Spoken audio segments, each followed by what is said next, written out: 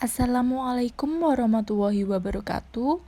Di sini saya akan mempresentasikan tugas LKPWN 3 saya. Saya Trea Andriani Puspitasari dari Ilmu Gizi kelas 1C. NIM J310210189. Ini adalah lembar kerja proyek warga negara 3 milik saya. Langkah pertama, menentukan aplikasi yang akan digunakan untuk mengedit. Saya menggunakan aplikasi Canva karena aplikasi ini sering saya gunakan untuk mengedit. Langkah kedua, menentukan tema dasar. Setelah saya membuka aplikasi Canva, saya membuka tema awal, yaitu membuat dasar poster yang berwarna abu-abu dan pink.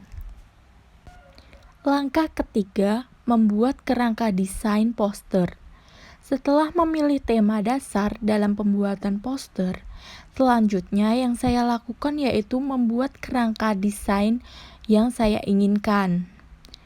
Langkah keempat, menyusun gambar dan kata-kata yang akan digunakan. Setelah tahap membuat kerangka, saya memasukkan gambar dan kata-kata yang singkat dan jelas. Langkah kelima, proses peletakan gambar dan kata-kata. Setelah melakukan tahapan-tahapan tadi, lalu saya menata posisi gambar dan kata-kata yang singkat dan jelas. Langkah keenam, mengupload hasil poster dalam presentasi. Setelah semuanya selesai, selanjutnya presentasi dalam bentuk video dan diupload di YouTube. Lalu, link video presentasi produk awal dikasih ke kolom nomor 7. Pengaruh gizi buruk menurut nilai Pancasila.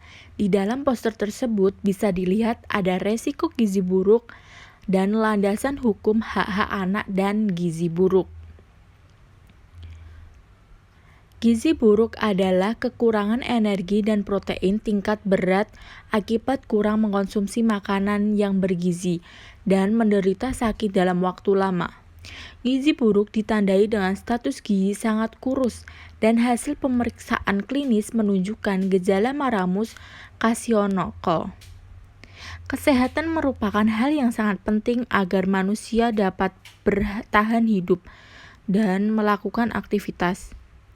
Kesehatan sangat berperan dalam meningkatkan derajat hidup masyarakat. Maka, supaya kesehatan dilaksanakan sebaik-baiknya di setiap negara, salah satu masalah kesehatan yang terbesar di berbagai daerah adalah masalah kesehatan gizi.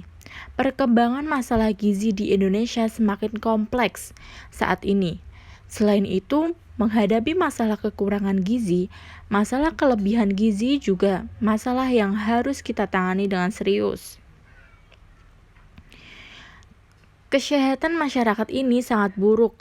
Banyak masyarakat yang belum tahu tentang pentingnya kesehatan. Mulai dari kesehatan dari diri sampai kesehatan lingkungan mereka pun belum mengetahui. Ditinjau dari segi Pancasila, kesehatan itu tercantum di dalamnya. Gizi buruk merupakan salah satu kesehatan utama yang terjadi di Indonesia. Meskipun pemerintah telah membuat sistem jaminan sosial nasional, faktor utama terjadinya gizi buruk adalah kemiskinan, sehingga tidak mampu membeli makan yang bergizi. Selain itu, faktor tingkat pendidikan orang tua yang rendah tentang kesehatan, perbedaan kultur antara daerah, kota, dan desa, faktor perilaku, dan faktor kesediaan pangan juga menjadi penyebab terjadinya gizi buruk.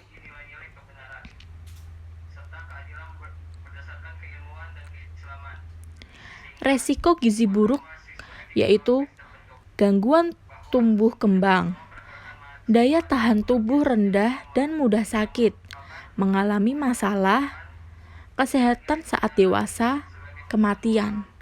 Landasan hukum hak-hak anak gizi buruk, yaitu ada Undang-Undang Dasar 1945 Pasal B Ayat 2. Ada Undang-Undang Nomor 4 Tahun 1979 Pasal 2 Ayat 1-4. Selanjutnya ada Undang-Undang Nomor 36 Tahun 2009 Pasal 141 sampai 143. Kepres Nomor 36 Tahun 1990. Yang terakhir, Permemkes Nomor 23 Tahun 2014. Sekian presentasi dari saya.